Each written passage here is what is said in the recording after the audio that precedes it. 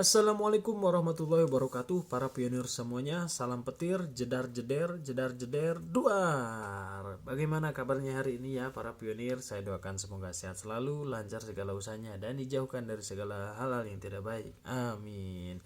Oke para pionir ya, pada video kali ini saya ingin membahas tentang sesuatu hal yang sensitif dari dulu ya, yang sering diperdebatkan, yang sering bikin rame ya, dan itu sangat-sangat mempengaruhi ya terhadap eksistensinya Pi Network ini. Nah, di sini saya ingin menyampaikan, saya ingin bertanya kepada para pionir, ya, siapa sosok yang membuat ya Pi Network ini bisa rame bertahan lama sampai dengan saat ini? Padahal kalau dilihat-lihat aplikasi ini itu dari dulu ya belum menghasilkan, dalam artian itu ya jelasnya itu loh masih gantung terus ya, open minded belum ya kan, listing listing belum ya, dibuat ini itu belum bisa ya. Jadi para membernya hanya bisa menambang gitu ya, masih sabar terus. Nah itu pasti ada alasan sesuatu ya, kenapa pionir ini udah 5 tahun lebih ya, Pi Network ini udah tahun 5 lebih, bukannya ditinggalkan malah bertambah ya membernya gitu, pionirnya malah bertambah. Nah menurut saya sosok inilah ya yang sudah berhasil ya, menurut saya, yang meramaikan, bikin Pi Network ini awet dan terus membumi.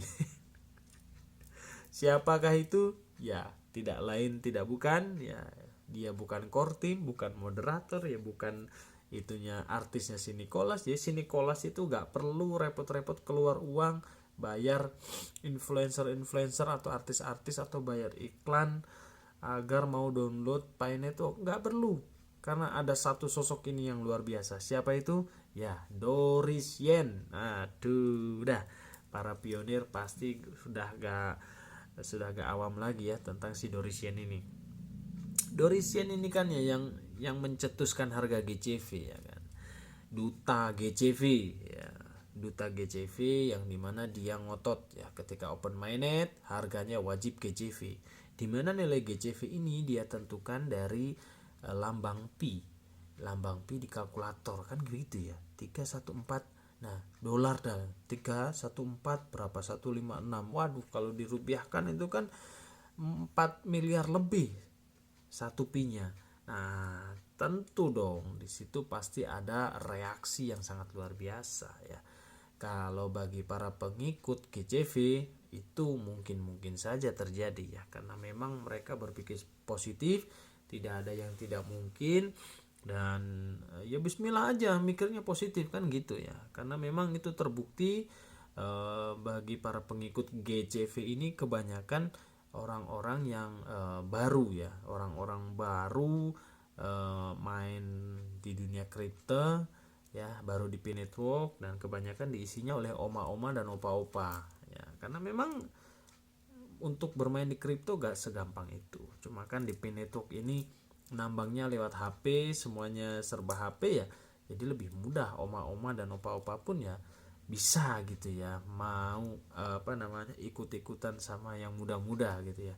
Namun di sisi lain ya, di kubu lain ada pionir yang memang dari dulu dia menggeluti lah ya, menggeluti tentang dunia cryptocurrency ya dan lain-lain, paham ilmunya ya, jelas sangat-sangat menentang ya harga GCV ini. Bukan menentang ya, ya mustahil aja gitu ya, mustahil. Habis itu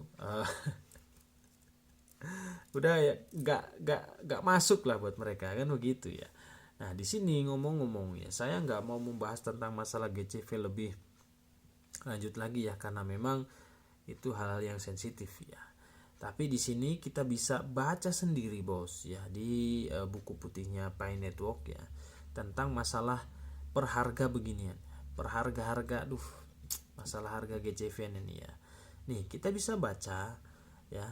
Jadi ini pernyataan lah ya, pernyataan di support sistemnya ya, atau di buku putihnya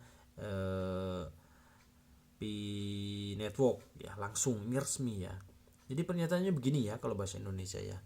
Pi bukanlah uang gratis ya. Ini adalah proyek jangka panjang yang keberhasilannya bergantung pada kontribusi kolektif para anggotanya.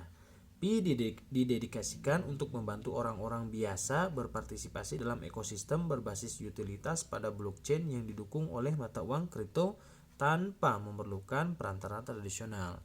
Jika Anda ingin mencari uang cepat, cari di tempat lain. Nah, ini sebuah pernyataan yang menurut saya sudah cukup jelas ya. Pi bukan uang gratis. Nah, ini perlu digarisbawahi, maksudnya bagaimana, dan bukan tempat untuk mencari uang cepat. Ya, apalagi langsung banyak, apalagi langsung miliaran, bukan tempatnya.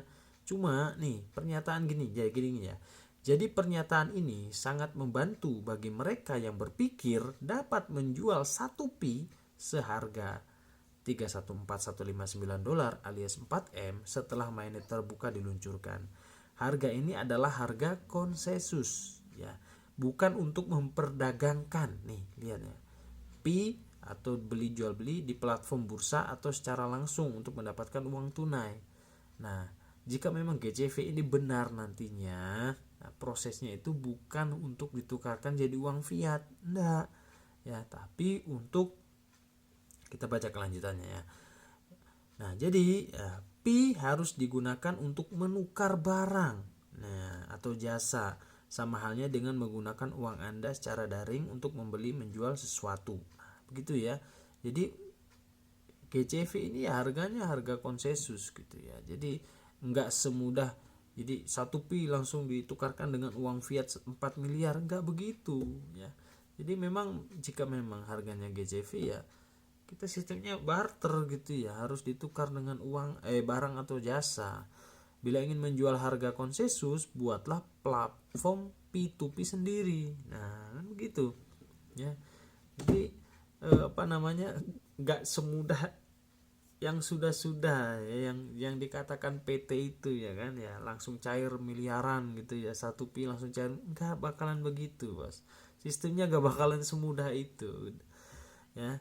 Yang terjadi sekarang adalah pertanyaannya nih ya, ya, Anda itu menggaung-gaungkan GCV, namun pada dasarnya semua PT atau semua vendor yang sudah ada sekarang masih belum ada yang mau merelakan barangnya dijual dengan harga GCV. Nah, karena gini, yang pasti terjadi, yang mau beli barang 100% setuju ya, dan mau. Sedangkan yang jual ini lo ya, pasti dia mikir-mikir, karena dia beli barang itu pakai duit fiat, pakai duit asli. Terus dia harus menukarkan ya, merelakan barangnya, sedangkan dia cuma dapat koin Pi Network. Nah, itulah yang terjadi sekarang ya kan. Jadi dari situ aja sudah bisa kita lihat gitu ya. Jadi ketika open network nanti ya, nah ya semoga saja ya kan si core team Nicholas dan lain-lain ini sudah bekerja sama dengan banyak vendor, sehingga akhirnya bisa dengan mudah transaksi proses jual beli barang barternya itu ya kan. Jadi kalau untuk penukaran langsung koin Pi jadi duit, waduh itu akan sulit terwujud, apalagi menggunakan acuannya harga GCV. Waduh, nggak tahu lagi saya ya. Jadi bagaimana menurut kalian?